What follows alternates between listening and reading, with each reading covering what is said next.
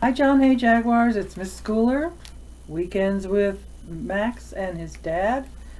And this is chapter 4 of week 2. The Ineda furniture store sold everything from pencil holders to kitchen sinks. Okay, I don't think that's the name of a real store, but it sure sounds like it very similar to a store that is real, called IKEA. Every item in the store had a name, which made Max laugh. "This is my toothbrush, Albert," he said to Dad, except the toothbrush he had picked up off the display had not been named Albert. It had been named Tannwurst, which made Max laugh even harder. Dad did not laugh. "We don't need toothbrushes today," he said.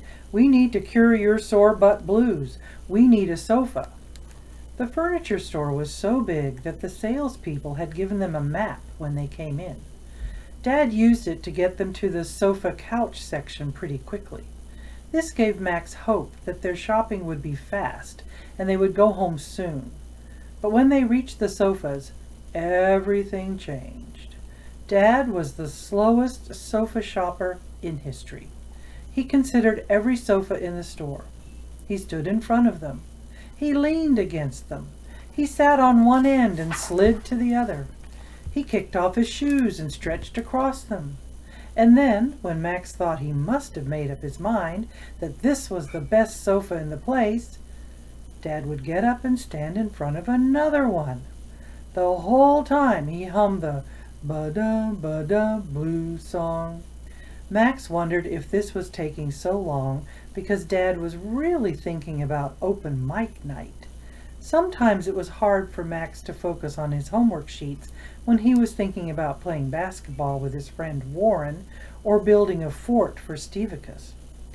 Maybe Dad was wishing he could go to open mic night as much as Max was wishing he could leave the furniture store. Dad stood in front of another sofa. "Well, what do you think of this one?" he asked Max.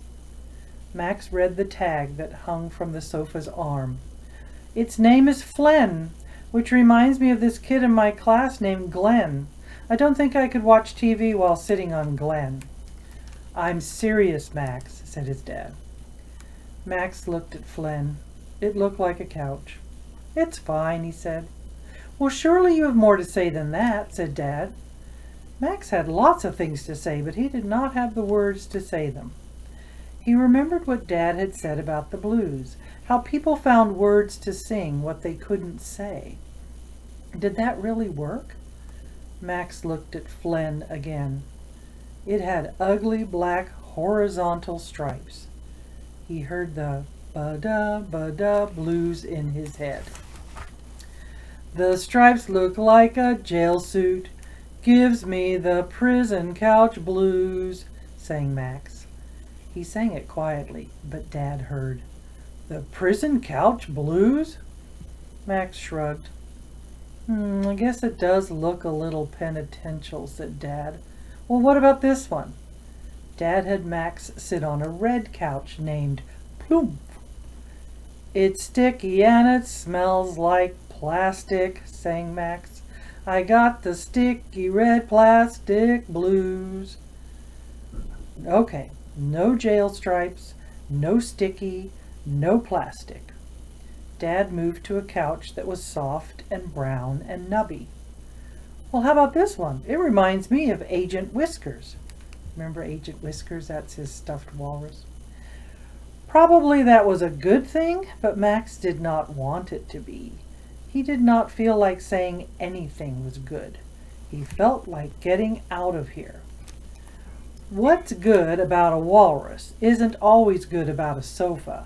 Max flopped onto a gray couch named Ole and crossed his arms. Dad sat down beside him. "I wish you'd help me out," he said. "I don't want to goof up and get the wrong thing, like I did with the football curtains." "What you really wish is that you didn't have me tonight so you could go to open mic night at Dr. Spin," said Max. There. He had said it, and he didn't need to sing some old blues song to do it. "Oh, Max." Dad leaned back on Ole and looked at the ceiling. Max did the same. Open mic night at Dr. Spin is not for kids, but this has nothing to do with you. The truth is, I'm not a good enough player. Max sat up. Yes, you are, Dad. You're great. Dad fiddled with a green plastic squirrel named Knut that had been perched on the end table beside him. I don't like making mistakes, especially big mistakes that everyone can see or hear. Max understood this. He was better at dribbling a basketball in the driveway at Mom's than he was at school with his whole class watching. But Mr. Sherwin, his PE teacher, said the only way to get better was to practice with other kids around, and eventually he would forget people were looking. Max told Dad what Mr. Sherwin had said. Has it worked? Asked Dad.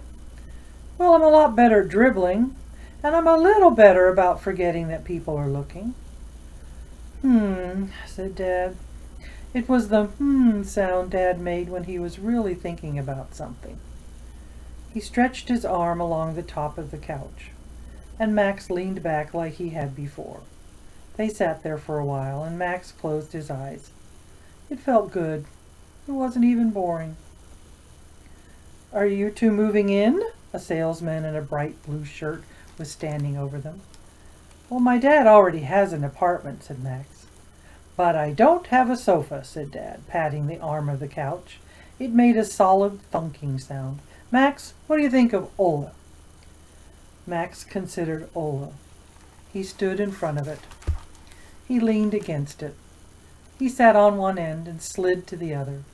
He kicked off his shoes and stretched across it. Then he got back up and stood in front of Ola again. Well, said the salesman. Just a minute, said Max. He peered beneath the sofa. There was just enough room to crawl under.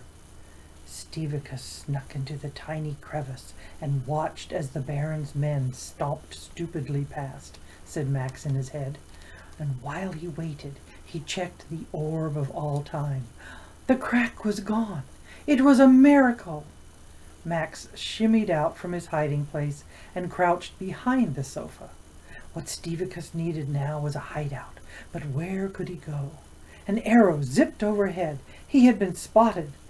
We will exact retribution, shouted one of the Baron's men. Stevicus dove for cover. He landed on something soft and bouncy and safe. It was the perfect hideout. Well, said the salesman again. Max looked at Dad and nodded. We'll take it, they said together. Well, I'm glad they got a couch so he doesn't have the sore butt blues anymore. Next time we'll read chapter 5, the last chapter in this weekend.